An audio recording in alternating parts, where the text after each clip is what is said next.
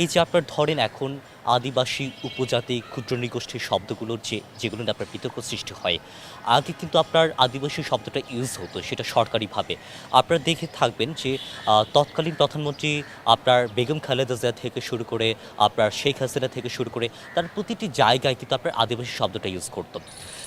আপনার সর্বপ্রথম আদিবাসী শব্দটা বন্ধ ইউজ করে হচ্ছে আপনার পরাজিত যে আপনার লীগ তারা। যখন আপনার দীপুমণি পররাষ্ট্রমন্ত্রী ছিলেন তখনই আপনার কিন্তু আদিবাসী শব্দটা ইউজ করা বন্ধ হয়। ঠিক তারাই আজকে কিন্তু আবার সেই পাহাড়ের প্রতি তারা প্রেমটা দেখাচ্ছে।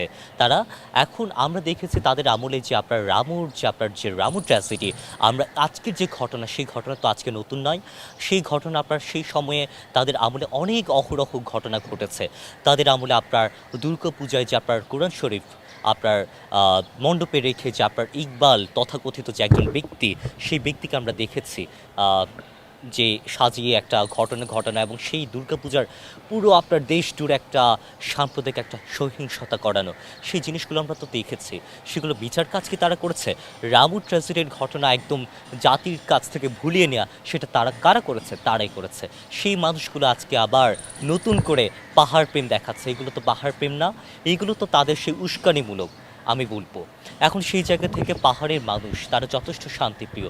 তাদের যে বিষয়টা সেটা হচ্ছে আপনার তাদের যে, আমি অনেক আগে থেকে বলেছি, আমি 4 দিন আগে কিন্তু একটা ফেসবুক স্ট্যাটাসের মাধ্যমে পরিষ্কার করেছি আমার অবস্থান। তখন কিন্তু এই ভায়োলেন্স তখন ছিল না। তখন কিন্তু পরিস্থিতি অস্বাভাবিক থাকলে এতটা বেশি ছিল না। আমি তখন খাগড়াছড়ির আপনার জেলা প্রশাসক এবং আমি পুলিশ সুপার দুজনকে কল দিয়ে আমার উদ্বেগ জানিয়েছি এবং আমি পাহাড়ি সন্তানের সময় পাহাড়ের চিত্র জানি এবং সাধারণ একটা ঘটনা থেকে কিভাবে কোন দিকে যায় সেটা আমি জানি। এখন ধর্ষণ যে ঘটনা, এই ঘটনা কিন্তু সাধারণ না।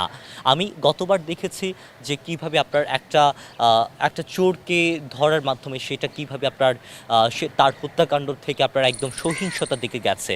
আমরা তারপরে দেখেছি কিভাবে আপনার একজন কারিগরি শিক্ষক তিনি ধর্ষণ চেষ্টার একটা ঘটনা থেকে কিভাবে যাচ্ছে অন্যদিকে। এখন ধর্ষণ যে ঘটনা সেটা তো আপনার সেরকম সাধারণ কোনো ঘটনা না। এটা আরও বেশি আপনার খুব মানে কী বলবো, শাস্তিমূলক একটা ঘটনা, যেটা আপনার খুব নিন্দনীয় একটা ঘটনা। সেই ঘটনাকে আমাদেরকে ধর্ষণের জায়গায় কিন্তু রাখা উচিত।